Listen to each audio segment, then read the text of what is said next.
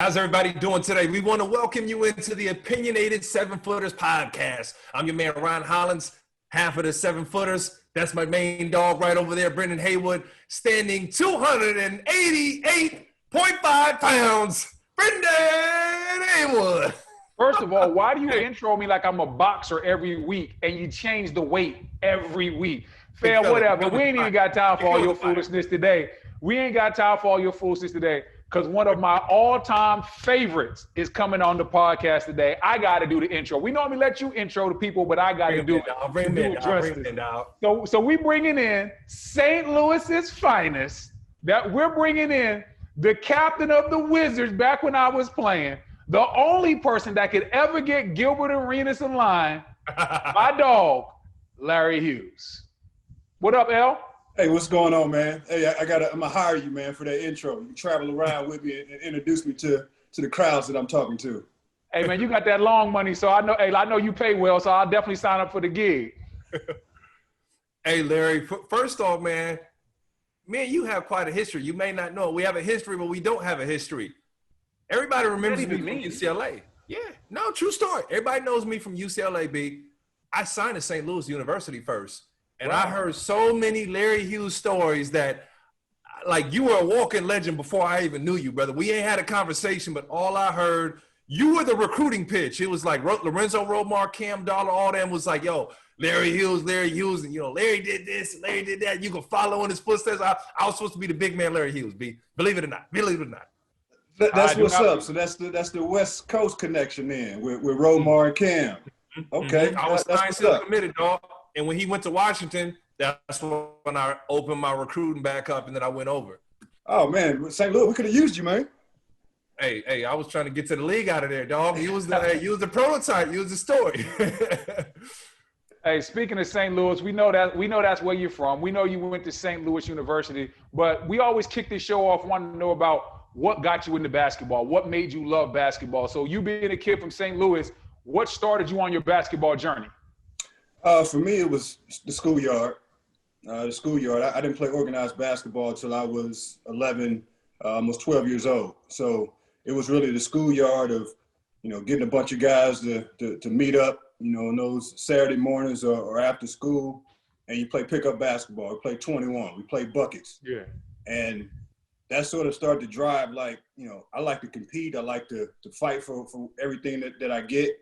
And then from there, it just went to organized basketball, which my mom thought it was a good idea to keep me out of trouble. So it kind of took me from the schoolyard of, you know, how that basketball style is played to actually getting in the gym, you know, and getting with actual coaches. And for me, I just took to the coaches. I took to the environment. I had some natural ability, so it was fun to get out there and play. And from then on, man, you know, I just love playing the game of basketball, you know, indoors.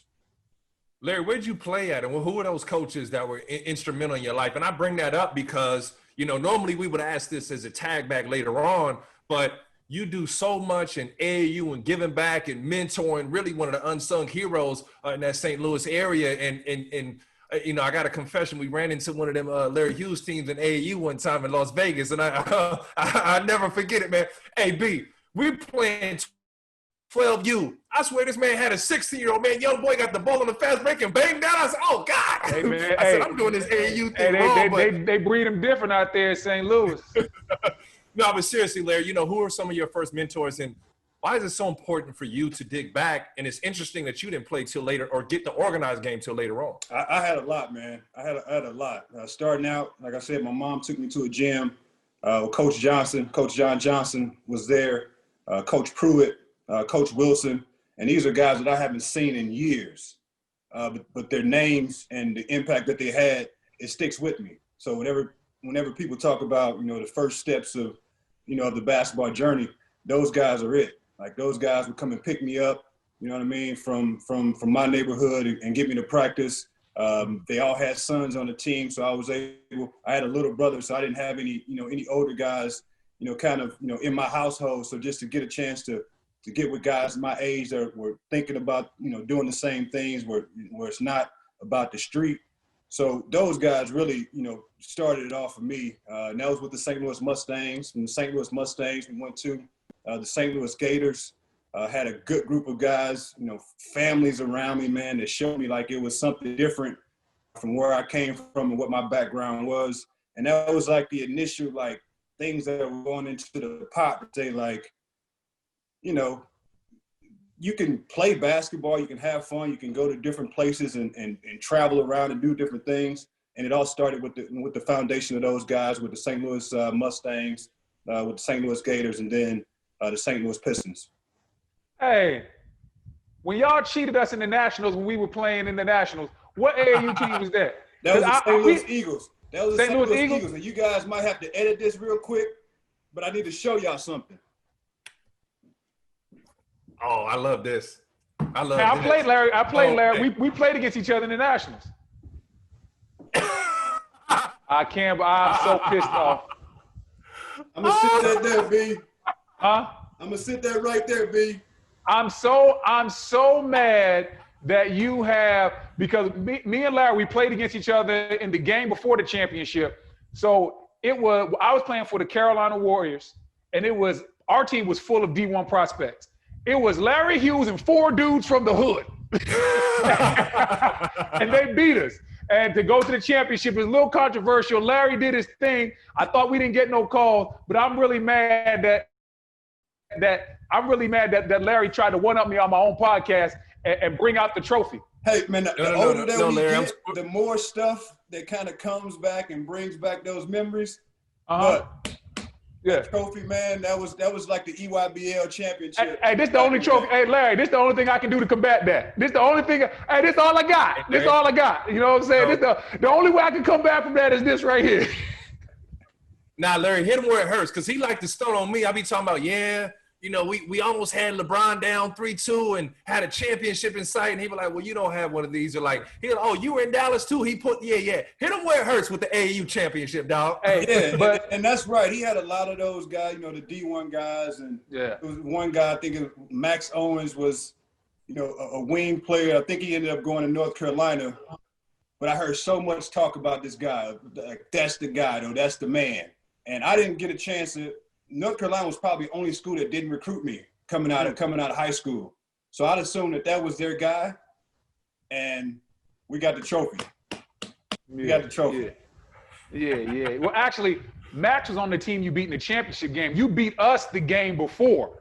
Because basically for the Nationals, we had some very strong teams. Max played with Mount Zion. Yep. They had a strong squad. You beat us the game before. It was like me, Craig Dawson, Antoine Scott, Chris Lang.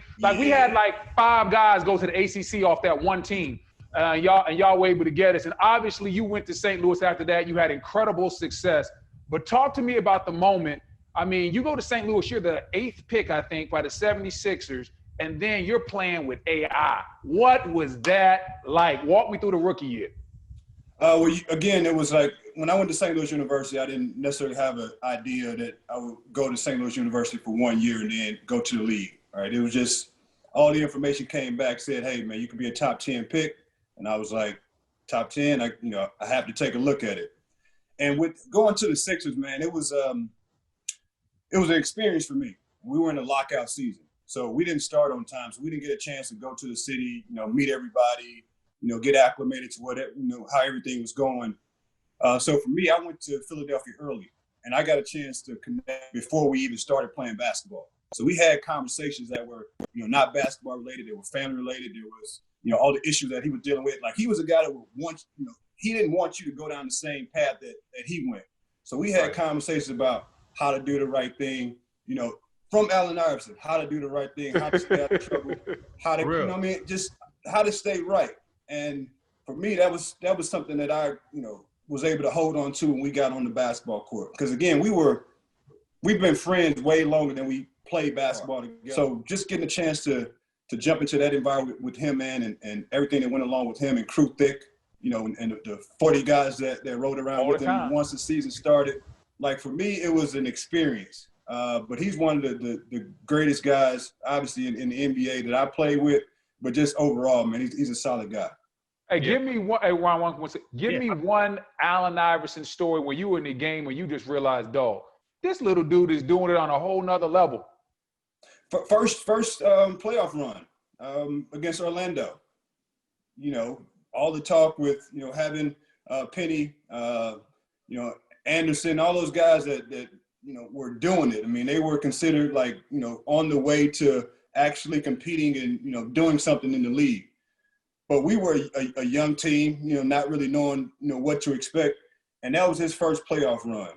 But to watch him go into battle and to compete and to hit the floor and to get up and to hit the floor and to continue to go to the basket and attack. I mean, we're talking about playoff basketball, in the late 90s, early 2000s. So it was a different basketball game.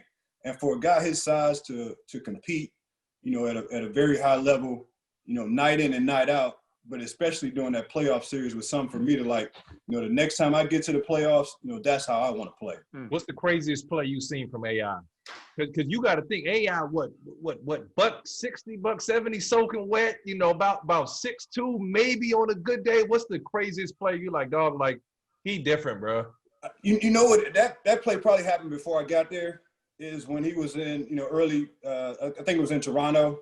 And I think he caught Marcus Camby either off a tip dunk or off the rim, off the free throw. Like, man, you don't see guys, that size, like he didn't have big calves. So he, what I'm saying? He didn't have like the physical, look that you would think of. He's explosive, but let him catch you, in the wrong way, and that's pretty much what you would see. Talk to me about being in Golden State, because early on in your career, people trying to figure out, is he a 6'5" 2 guard? Is he a 6'5" point guard? And you kind of got caught in between some places. Yeah, for me, and having to trade from Philadelphia to Golden State, it was something that we kind of asked for. I mean, being a young guy coming out of St. Louis, obviously being the 8th pick, having a decent first year, like I wanted more. Like I wanted to play more. I wanted, to have more of an experience. I wanted to have more of an impact. And I mean, you guys been around the league, Larry Brown, and the kind of things that, how he ain't like young players. He said he don't like them. He don't play them, dog. Like Brown hates young players. He hates young players.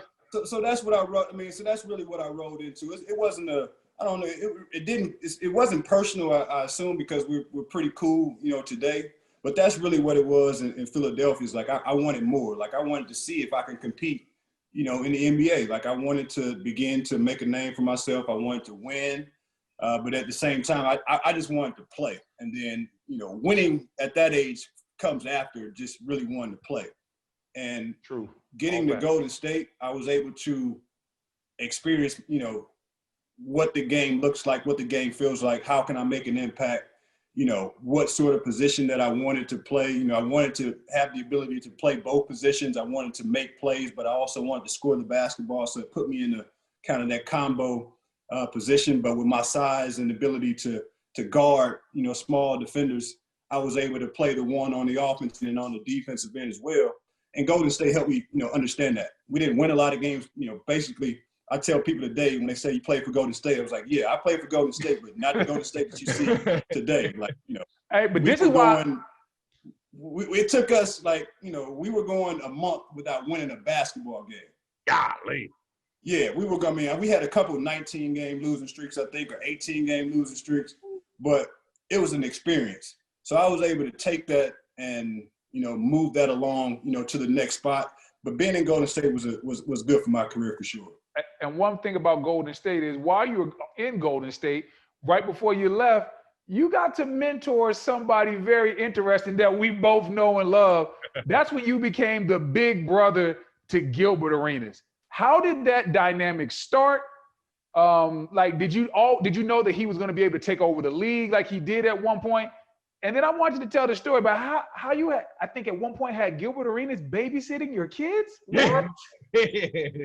Yeah, no, man. When GA was drafted, like, I'm not sure if I was the first person that they called, but I was like the first person that they called. Our equipment manager, E, was like, yo, you got to talk to this dude. He was different now. He was different. Yeah, he was like, you got to talk to this dude. Like, he was like, I don't know if he spent all of his money. Like, I don't know. Like, he's talking about everything that he's bought. And, he's a second-round pick. So I'm sure that things aren't what he thinks that they are. So, man, he's like, you got to talk to this guy. So I flew in, not too short after that to actually, start that process. And for me, it was, man, I don't know what it was. I don't know really what the connection was, or, just, I think he was genuine, I was genuine, and it just, just kind of clicked. Like sometimes you don't, understand and know like why you become friends or how you become such great friends. It just kind of happens that way. And for me, it was just making sure that, as a second round pick, I understand that he don't have a lot of money because he spent all his money. So how can I have conversation with GA to have him understand like this is a long-term play. This is not like 1 or 2 years and then figure something else out. Like this can be a long-term play. So we had conversations, and he would tell me, what's going on in his household, what's going on in his family, and I would, do the same. So essentially, I would make sure that, GA, he had a meal that he ate. If he didn't have a meal, he could come over to the house and eat. I was buying a bunch of clothes, a ton of clothes. Some of that stuff was coming from Farouk, like we talked about. Yeah. But I was making sure that he had bags of stuff, of clothes. You know what I'm saying? Just if he needed something, like here, you got a bag of stuff to go through. If you need something, don't go buy nothing. Just go through this stuff. If you need it, take it. It's all good. And as far as like coming over to the house and we stepping out, like I trust him. Like as wild as he is, like I trust him. Like I know. I'd have called CPS on you. If I was your teammate in Golden State and you told me you let Gilbert Arenas babysit your kids his rookie year, I'd have called CPS on everything. Hey, man, I got homeboys out here, man, that I know if I'm around them, like I know I don't have to worry. And it's like the same thing with GA. Like I know, like if anything happens, like he won't let anything happen to my kids. I know that for sure. So it was all good. Yeah, man. We see how he treats Nick Young's kids, and we had them all. And he's slapping little Swaggy and pillow fights and all kinds of. So we know what that is. But honestly, Gil is one of the best dudes I know. He just fires off. Hey, Larry, you can't not give us a Gil story. We got to get something where you're like, yo, I had to reel this little dude in because Gil, in his mind, nothing's off limits, dog. And I'm sure you had to. There was one talk of one moment like, yo, Gil was really about to do this. No, man. Listen, man. When you're the young guy, we've all had to do it. Whether bring coffees, get the newspaper, bring donuts. Like we've all had to do it. And Gil was a guy that was his part of his job. So one of the deals that him and Danny Fortson, we were out in Golden State. Him and Danny Fortson would always go back and forth because Danny Fortson wasn't with all the he and all of that. He just wasn't with all of that. So he don't play no games. So they would always get into it. And me, like GA would give me a tip. Like he would let me know like if he's done something. Like if he brought the donuts in and he dropped them on the floor and then put them back in the box. Or if he brought the donuts in and he licked the donuts and put them back in the box. Like he'd look at me and be like, yeah. So he would let me know to not do, Don't eat the donuts that day. Don't eat the snacks that day. Don't do that. So I knew what time it was with GA. So my role it was not to snitch on him, to let the prank happen. But my role is to, once the teammates got on him, my role was to make sure that they didn't hurt him or they didn't do too much damage to him. So I was there to step in once Danny Fortson jumped, got onto him, or once the entire team filled up an ice bucket, and taped him up, and dumped him in and wanted to drown him. I never knew that. Yeah, the big equipment buckets that we used to have, and he's coming out of the case, so filled all that up with ice and water and tied GA up and dump him in. Wow. And basically they wanted to drown him. So my role was to come in, and make sure that nothing drastic happened. Come in and save him from drowning. Yeah, okay. Dog, y'all threw that man in the so hold on. So Gilbert would get disciplined for stuff and just keep on going. And I'm looking back, you have vets like Chris Mullin, you have Mark Jackson in the building the year prior. So you just jumped in as mediator. Because he would let me know if he did something. So I knew that, he had my back in a way that, he wouldn't let me go down that road. And if I went down that road, and it would there's no saving. If I go down that road, if I pick up a donut and eat it up, and somebody tell me later on that on the floor, we put it back, it's like we'll have a real problem. So he would tip me off and let me know, and then I would just come and save him at the end. I bring up your relationship with Gil because obviously you go to DC and you talk earlier about the Jordan era and knowing Mike, and that era came and went, and you had some good times in that era. You started out the point guard, then they wanted to switch and bring you off the bench. I'm gonna let you know I never liked that. You got hurt, then they wanted to bring you off the bench. I'm like, yo, what's going on with that? But that's its own separate entity. But then when Mike left, and we were trying to pick up the pieces, and we signed Gilbert Arenas, and you're already on the team, that's when I realized your bond was different, because Gil was wild, but he was super talented. And when he would go off the deep end, you were the only person that could bring him back. And y'all played together in Golden State, but what y'all did in DC, man, y'all two had DC. I know it's the big three, but it started off with you and Gil, and we talked about what y'all did off the court. Man, talked about you guys getting on the court and the special bond y'all had and how y'all were killing people. We knew each other from Golden State. We didn't really play a lot together in Golden State, but we had that friendship. We started to create that relationship where once we got a chance in Washington to get on the floor together, then all of that stuff just transferred over, where he knew that I could say something to him on the court, and because of our relationship off the court, he didn't take it personal. So I was able to have conversations. I was able to tell him,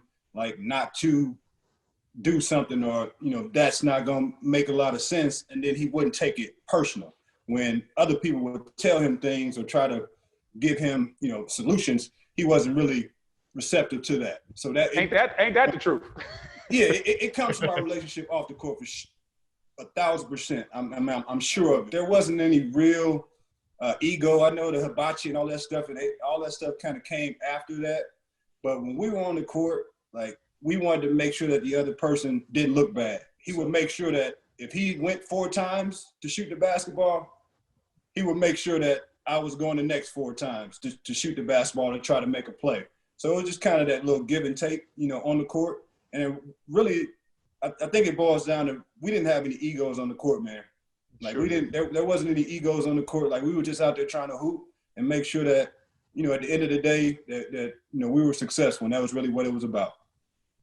Nah, man, that's good stuff there. And I tell you, Larry, you know, we just hear nothing but amazing things, and Gilbert speaks so highly of you. You know, whatever impact you had on that locker room, it's safe to say that Washington never had it since. Hey, Ryan, I'll tell you this. Larry's impact on the locker room was something that I don't think anybody truly understood. Because what happens is most people see the team's best player and they think that's the leader. Even as soft-spoken as Larry is, Larry just told you he was the only one that could talk to Gil. Like, there would be games I'd be like, Boog. We always call Larry Boog. Like, Boog, he's off the chain. Go get him. And within, just like that, Larry will bring him back. And when Larry left, we didn't have that anymore. So now, if Gil went off the deep end, he just went off the deep end.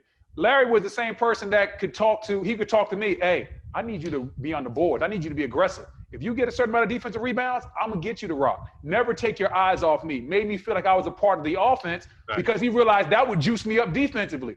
He used to put the battery in Jerry Jeffrey's back, dunk everything. Nothing soft around the rim. Like, Larry was the one guy that could bring everybody together. And I think that one of the biggest mistakes, not just in Ernie Grunfeld's tenure, but in Washington Wizards history, was they let him walk to Cleveland, because even though we replaced him with good players, we never had the leadership dynamic that we had when Larry left. Larry, did you sense that when you were there? You know what? Yes, for sure. Because when I'm on a team, like, I'm there for, like, the guys on the team. I'm there for the guys on the team.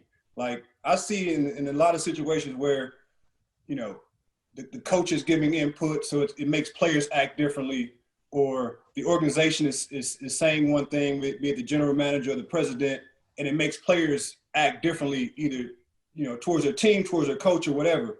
But for me, I was always for the guys that were on the team, and I always would make sure that the guys on the team knew where I stood, right? And that's apart from the organization, and sometimes those things don't match up, and then you have a situation where you're a free agent, and, you know, they look and figure out or see that there's a different role that they can take. But the guys on the team, they know what it really is. Like, they know what it really means. And I was always a guy that I didn't really care about a trade or a move or a front office getting mad at me for not doing something. As long as the guys on the team, like, they knew where I stood, because those are the guys that I went to battle with. So for me, that's completely what it was. Is that I was there for y'all. Like, this is how we're gonna rock. This is how we're gonna do it. We all gonna play a part in how we go out and compete and fight. But at the end of the day, you know, you're never gonna have to question if Larry got 1 foot in the locker room and 1 foot, you know, in the front office, you know, having separate conversations with us than he's having with, you know, the front office. And I think a lot of times those things are happening. And break down what happened, because you end up leaving to go to Cleveland, and that was the blow to our team. What made you say, you know what, was the money funny? Because I know you don't play about your bread. Was the money funny? Was it you felt disrespected? If you had to do it all over again, would you stay? Like, what was that about? Well, I think it was fair market value, and that's really all that we were talking about, man. It was fair market value. We went into free agency. I think our goal was $10 million a year. We got to. That's cheap. That's cheap. But it was what we were building. You know, what I mean, I didn't feel like it would be my last contract. So I'm just looking for, at this time when we're going into free agency, it's just fair market value. And we didn't get that. Like, we didn't get that, and we didn't get the communication of, you know, why this is the case or why. So Ernie tried to lowball you. Hey, listen, man, you can say it. He tried to lowball you. Yeah, it wasn't fair market value. You know, my understanding. So I had people out there that wanted to, you know, pick around and see if I wanted to leave Washington. And once Washington didn't give me a call, like, we had a meeting in Miami during free agency, you know, right when free agency started. We had the meeting. We thought it went great. There wasn't a dollar amount made, but we spoke to them about what we felt that market value was, right? So they knew where we stood. So there wasn't an offer made, you know, during that meeting. And like 3, 4, 5, 6 days later, there still wasn't an offer. God. And for me, like, I got kids now, I got a family. Like, the wife asked me, like, yo, what's going on? Where we playing that next year? You know, what's going on? So when I get the pressure from home, I'm on the phone. I'm the agent. Like, what we doing?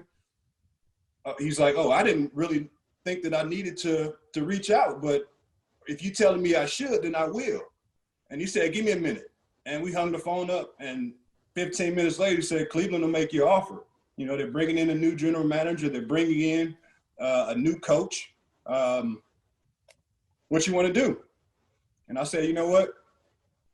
Have them come in for a meeting. Now, soon after that, I took it.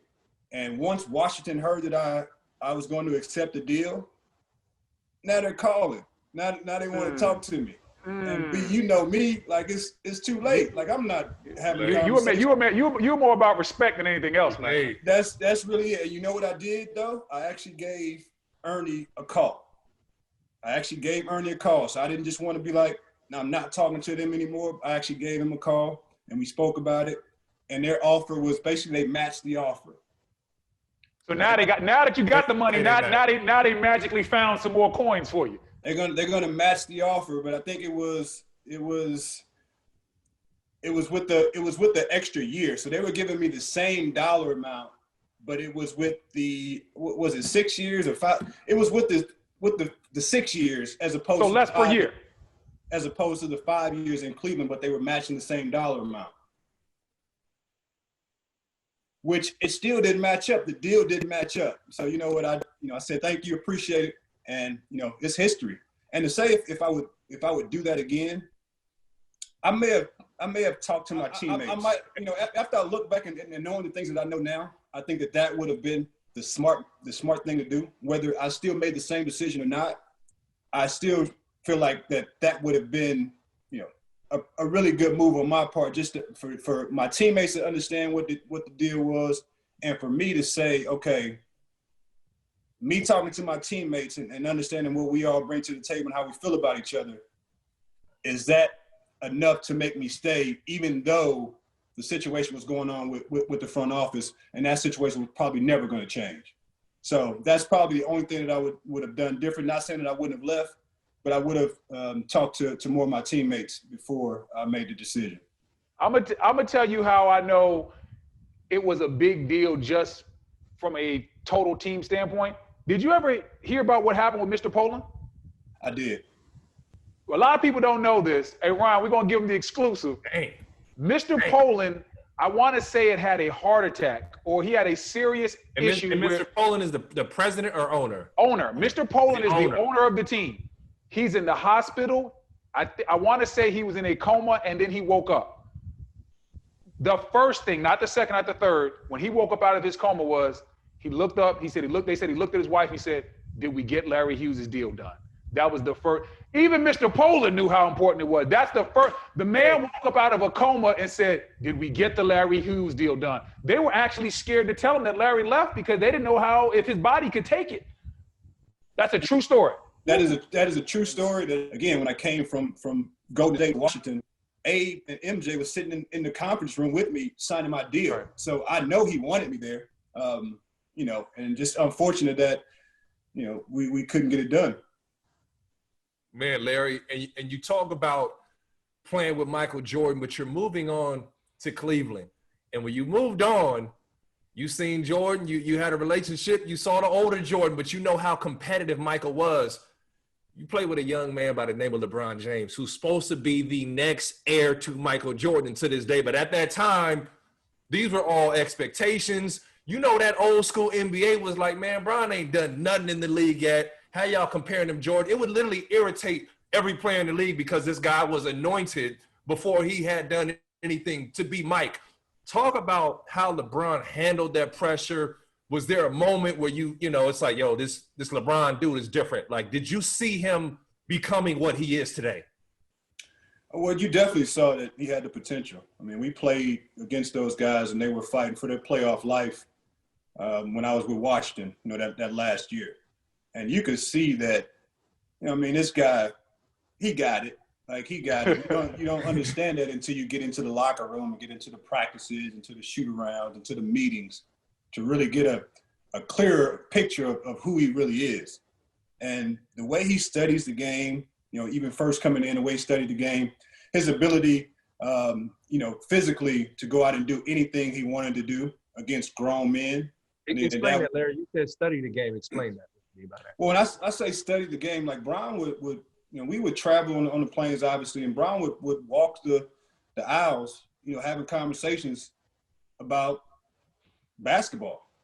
I mean, we had, older guys. We had, we had Eric Snow there. We had Big Hen Dog we had there. Scott Pollard we had there. David Wesley we had there. But these were all the guys that he would like walk around and those guys weren't on his level, obviously, but there's information that they had just from their experiences that he wanted to understand how the game was played and how things were done. And on that flip side of that, just watching tons and tons of film and giving you a scouting report on teams before your coach actually puts that information on the board tells you that this guy is studying the game. Like, he's fresh into the league. I mean, again, this is the first 3 years he's been in the league. But he's understanding a scouting report in a detailed way that, that he hasn't seen. So he hadn't experienced these guys firsthand. He's just watching them on film and breaking down, certain tendencies and breaking down, what a team likes to run in this, in this scenario. He was doing that. He was doing that. And you can ask anybody that knows me that I don't just talk the bullshit. Like, he was really doing that, at that time, those first few years in the league, where that this guy was going to, continue to grow and continue to use his brain as well as his physical abilities. Now, I'm not going to put you on the spot and ask you who's better, Jordan or Bron, because people always ask me, you, and Scott Williams, because we like the only three guys that have played with Mike and LeBron. That basically means that we old, okay? We're old enough to play with Mike and play with LeBron James. What are the differences in what makes them different, but what makes them similar? Because I see both ends of it. There's a lot of differences, but then there's a lot of similarities. Yeah, what's different for me is they go about their business just different. I mean, they go about their business between the lines and outside the lines different. Yep. And when I say different, that just means one guy is 6'8", 270. The other guy is 6'6", 225. So they're obviously going to have to approach the game, a little bit different. But at the same time, what makes them similar is how they approach the game between the lines. What makes them different is the persona that they grab from you about who they are, right? And we talk about MJ like it was almost like a fear factor. Like you opponent, I mean, you had a fear of what MJ could possibly do to you, you know, and it's all between the lines. And when I think about Bron, I'm not sure that there's a fear there because of just his overall personality and just how he's been built up. There's a love for LeBron. There's a respect there for LeBron. But with MJ, there's a fear and then there's respect. So I would say just what makes them different in those words is just you're going to fear you're going to fear MJ and you're going to love, you know, these guys love playing against and with Bron. I don't think that was the case, you know, with MJ. So for me, that's kind of what's similar, what's different. But between the lines, I mean, those guys are, you know, the greatest to ever do it, one of the greatest to ever do it. But I would always say MJ is the GOAT or the greatest, and obviously Bron is hanging in there, you know, on that list as well. You hear that, Ryan? I hear him, man. Okay, I hear him, dog. Listen, I respect the OG. Okay, that's super OG. I respect Larry. Fact. You know what? Listen, that's respect. I got to throw this to you, though. We can't just skim over this conversation without doing this. In 2005, you led the league in steals. You go first team all defense. You had to guard the beam now. You had to guard Bean on that other end now. So here we go. I'm sorry, Larry. Every podcast, this dude want a Kobe story. Yeah. Everybody. No, I'm a LA now. Y'all East Coast, y'all Midwest, I'm LA now. So we got our LA folks who rep with us. What was it like guarding Bean? Was there a moment where just you're like, yo, this dude is crazy? Like what was it like, man? I loved it, man. I loved it. Like I was right with him. When you think about, you know, a guy that's gonna, you know, shoot your elbow, a guy that's going to go through you as opposed to going around you. Like, those are the battles that I love to have. And a guy that's going to shoot the ball at any given minute, he's going to shoot the ball, you know, 1,000 times. He's going to call his own plays. He's going to clear out when we weren't even doing clear outs back in the day. He cleared out the triangle. He got it done, man. He got it done. But that's the battle, right? I mean, that's what I play basketball to compete and for the battle. So if I'm gonna pick one guy out to battle with, it's Cole, for sure. Like if I had to pick a guy that you have to go up against, that you know it's going to be a battle, and for me it brings out the fun of the game. It's going to be that guy. And I think we had some good battles in Golden State. I had some good chances to guard him when I was in Cleveland. But at the end of the day, you know, there's not a lot of guys that are going to come through this league with that sort of mentality, with that sort of ability, you know, both mentally and physically to try to drain you mentally and physically. He is that guy for sure. Anything that stand out, we hear stories of Kobe getting to the gym at 4 and 5 a.m. or whispering in the ears of opponents or psyching himself out, or, you know, a play happens. You see him like, Kobe just moved different, dog. He's a different person. Forget ball player, different person. Because you saw him, you know, West Coast, East Coast, anything that stands out. Now, it was really all physical, right? I mean, I think if I saw him whispering into one of my teammates' ears, like, I would go and say something. Like, he's a guy that can get you mentally and physically, but I would much rather prefer for him to do it physically than to get inside of one of your teammates' head and talk them out of their game. But I will say, you know, playing against Cole, man, you know, back in those days, and getting a chance to be on the West Coast and be in Golden State, which Golden State was basically the preseason punch dummy for the Lakers. I mean, we would play them, you know, 8 times in the season, a couple times in Hawaii. Yep. But I can just look back on all of those experiences, man, and I mean, it was one of the best times to have, you know, to compete and to be on the floor with a guy like that.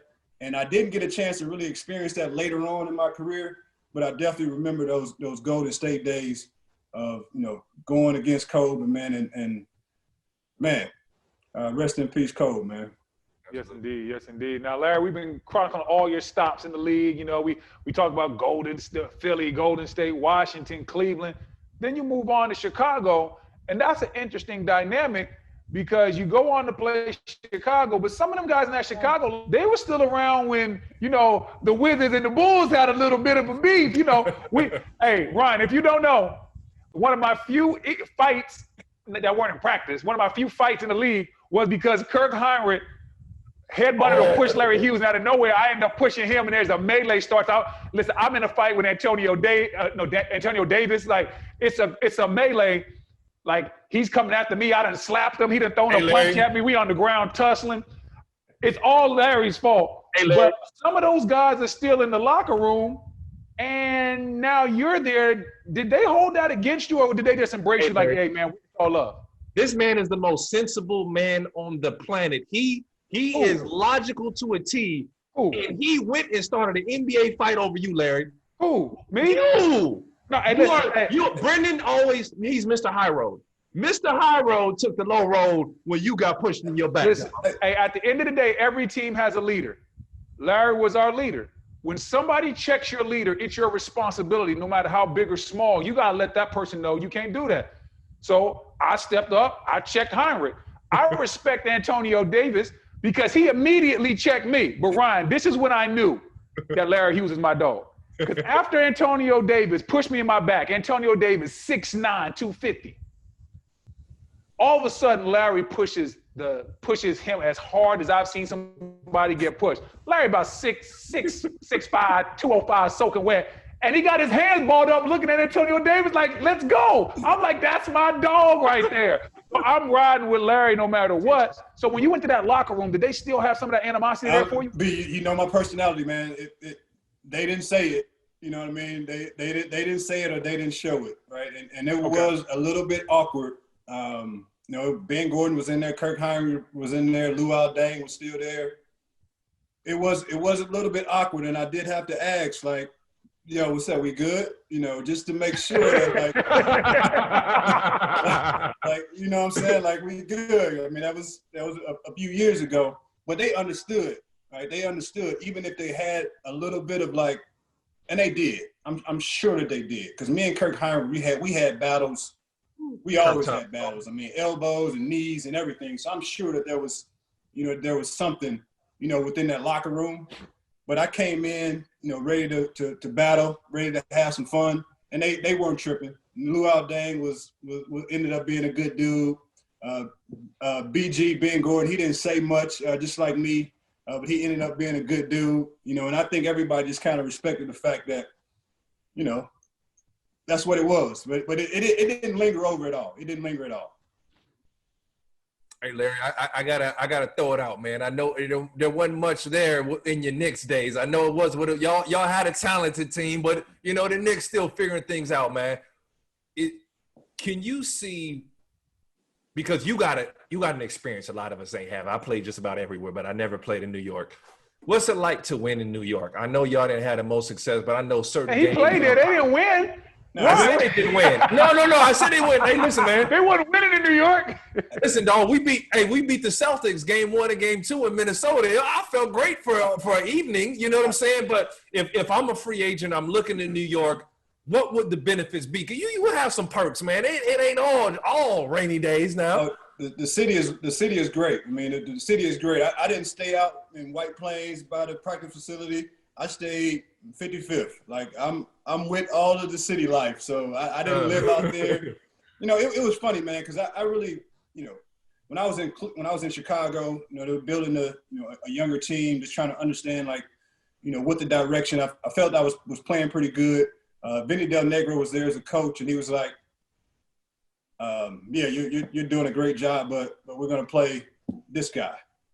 And it's like, I mean, as we get older, you know, you guys been through it of starting to play the younger guys. That's just what it is. So I'm like, check this out.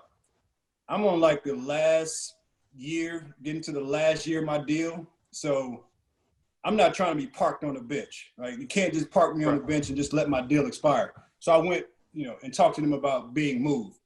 And New York came up, and I was okay with New York because Q was there. Quentin Richardson was there, and we had a relationship. That's like my brother. Like we've grown up, you know, in this game together. So I was good with that, just for the fact that I could get out of this situation and go somewhere else. But in New York, man, like we were all on like 1-year deals. That's not gonna work. And I actually talked to, some guys, way back then, and I wanted to do a reality series and just follow this team around, this group of guys, of all these guys on 1-year deals, and just really tell the real story. Because management has to know that having everyone on a 1-year deal, it's a recipe for disaster. That's never going to work. And basically, that's what it was. I had Mike D'Antoni as the coach. We would have 5-6 minute shoot-arounds. Whoa, time out. Y'all had a preparing for an NBA game. Mike D'Antoni had a 5-minute shoot-around. Bro, you can't even go through the other team's first 2 sets in 5 minutes. Listen, I timed it. Just it was 8 minutes, and I used 5 minutes, 6 minutes, 7 minutes. The longest one was 8 minutes. That I actually timed. Right, it was 8 minutes, almost to the T. It was like 7:59. Wow. And for me, it's like, what are we doing? Like we're coming in early for a shoot around that's going to last 7 minutes, and then we don't play until 7 o'clock, 7:30. Some nights. So I'm like, what are we doing? So you know what I did, B? Stay home. Stop going to shoot around. Yeah. You stopped going? Hold on, whoa. Did they know you weren't coming, or you just stopped coming? Yeah. I always made it known what I was doing. Like I'm not trying to be that guy, but I'm going to be that guy because just for the simple fact that it takes you this time to get to the arena. And then when you get there, you have a 7-minute shoot around. And after the shoot around, all the guys are playing video games and they're talking on the phone. I don't do that. So what am I doing when I get ready to come to work is I'm ready to work. So I show up, 90 minutes before game time.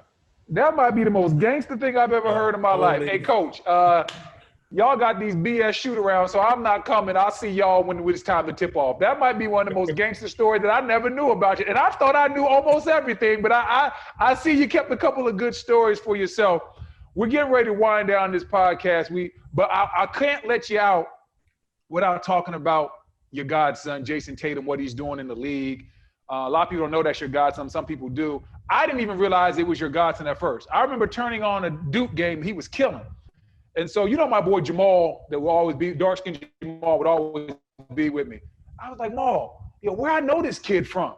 He's like, B, you've seen him since he was like 12 years old. He used to come to all your games because you were his godfather. And Jayson Tatum used to be in the family lounge, young, skinny kid, just there, bright-eyed and everything. And then all of a sudden to see him at Duke and just see how crazy his game was, and now to see him in the league just like he's got next, man. This kid is phenomenal.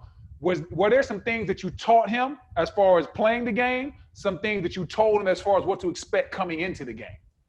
I think for me, it was all about conversation. We've worked out a few times. We've played some pickup a few times. We've never played one-on-one, but it's more the mentality that you need in order to become a professional basketball player. And his dad played professionally overseas. He was obviously, like you said, he was built into the situation where if he wanted to get to an NBA practice or a shoot around or, a game, he was able to do that because he had access. We could make a phone call and get him into any gym. And then for him, he put the work in.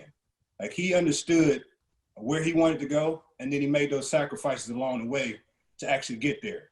So really just along the way, we're just giving him little tips, and then he's just processing it the way that he understands best. And he's processing that information with the thought that he's going to be the greatest basketball player of all times. So if we're talking about, stretching, if we're talking about recovery, if we're talking about performance training, and what it takes to make sure that your body is ready to perform, like these are all the small things that get lost in the sauce of how to actually become a great basketball player or great at anything that you do. Is like those small things.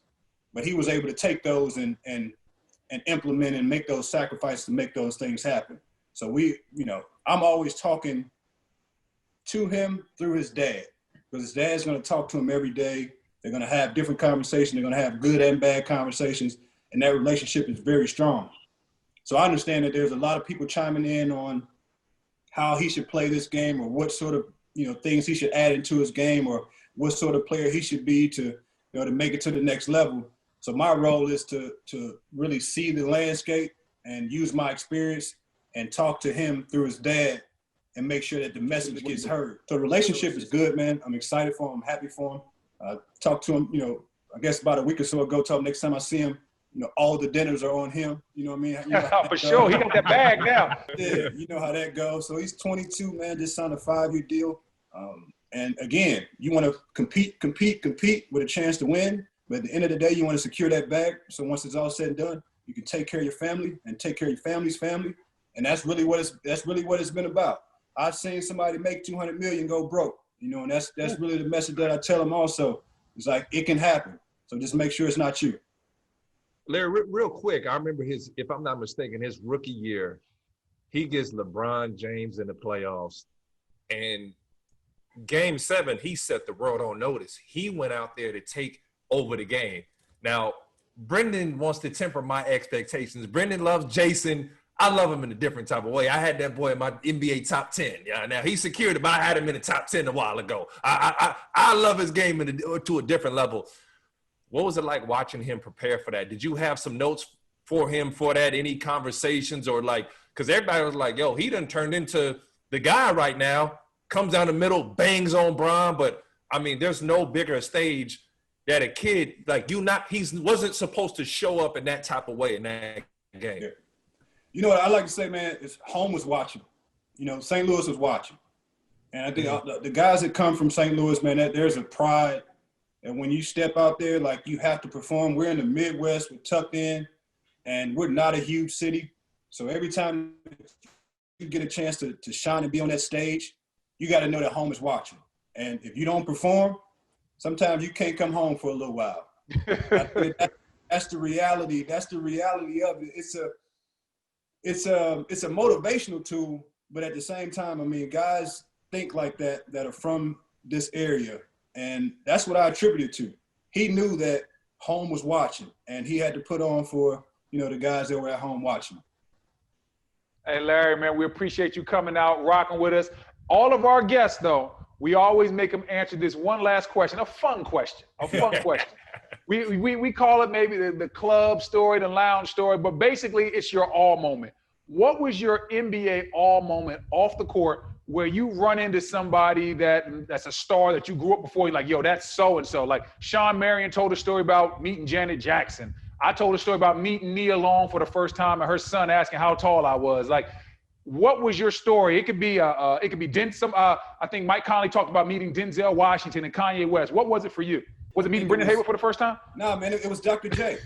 Dr. J? It was Dr. J. It was meeting Dr. J for the first time.